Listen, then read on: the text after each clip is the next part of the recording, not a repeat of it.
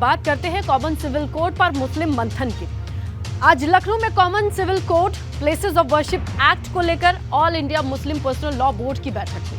बैठक के बाद मौलाना यासीन उस्मानी ने कॉमन सिविल कोड को गैर जरूरी करार दिया। इसके साथ ही प्लेसेस ऑफ वर्शिप एक्ट को लेकर कहा कि अगर इस कानून को खत्म किया गया तो देश में हालात बिगड़ सकते हैं। सिविल कोड पर मुस्लिम पंचायत, पर्सनल बोर्ड का अफरा तफरी संदेश।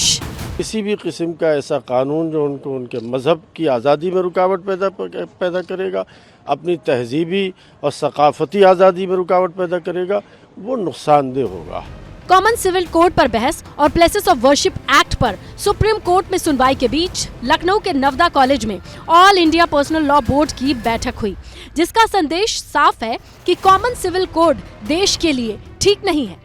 ये भी बात हुई है कि कॉमन सिविल कोड पर हम हुकूमत के साथ नुमाइंदगी करेंगे, अपनी बात बताएंगे, जो मुल्क की हालात को हम समझते हैं वो उसके सामने पर्सनल लॉ बोर्ड रखेगा और लोगों के साथ भी बात करेंगे ताकि इस पर एक राय हमवार हो सके और किसी भी ऐसे कदम से हम लोग हुकूमत को रोक सके कि भाई जो मुल्क के लिए और समाज के लिए मुनासिब नहीं है। हालांकि ये पहली बार नहीं है जब कॉमन सिविल कोड का मुस्लिम संगठनों की ओर से विरोध हुआ हो, लेकिन कॉमन सिविल कोड के मुद्दे पर लखनऊ में all India Muslim Personal Law Board की बैठक राजनीति के लिहाज से बेहद अहम है, क्योंकि मीटिंग में सिर्फ AIMIM के अध्यक्ष असदुद्दीन ओवैसी ने भी हिस्सा लिया, जिन्होंने बैठक से पहले ही बाल विवाह को लेकर असम की भाजपा सरकार के रुख पर हमला बोला।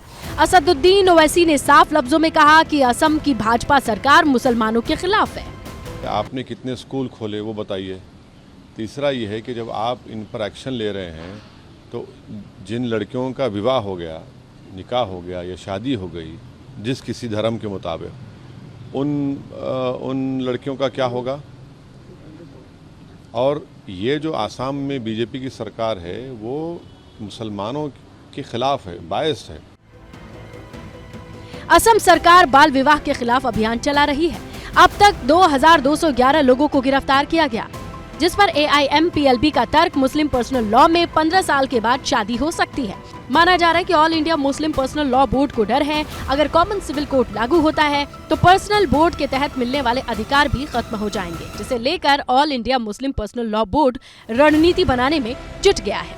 अगर हमने कॉमन सिविल कोड के निफाज के लिए आगे बढ़ने की कोशिश की तो हमारा जो समाजी ढांचा है, हमारा जो समाजी खाका है इस मुल्क का सदियों पुराना, मुख्तलिफ तहजीबों और मुख्तलिफ मज़ाहिब का, उसको नुकसान पहुँचने का खतरा रहता है। All India Muslim Personal Law Board की बैठक लखनऊ में हुई, जिसके पीछे देश के अलग अलग राज्यों, खासकर भाजपा शासित उत्तराखंड और गुजरात जैसे राज्यों में सिविल कोड के लिए ड्राफ्ट समिति का गठन मुख्य वजह माना जा रहा है। Bureau report, ABP Ganga.